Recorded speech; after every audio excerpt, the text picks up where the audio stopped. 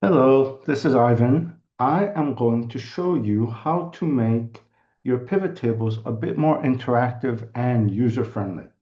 So what we have here, just to set the stage, I have simple financial data, which is by account, by period, and I have an amount. And right next to it, I have a pivot table that's summarizing that data. So I'm going to show you how to add a timeline so that users have a much friendlier interface to select dates. It's an already built-in feature. You select any cell inside the pivot table, you go into Pivot Table Analyze, and in the filter group, you click on Insert Timeline.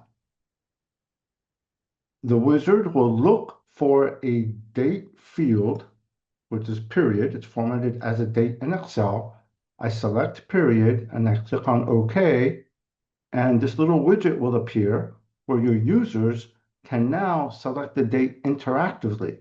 They can select, if they just want to see January, notice how I selected January and the pivot table updates. You can click and select a range of dates.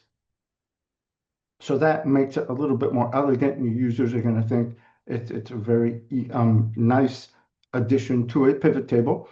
And I will show you that if you click on the widget, over in this button, it's called Report Connections. You can click on this button, and if you have multiple pivot tables, you can connect one widget to multiple pivot tables and have this timeline control the selection on multiple pivot tables. And that is what I have for today. I hope you enjoy it.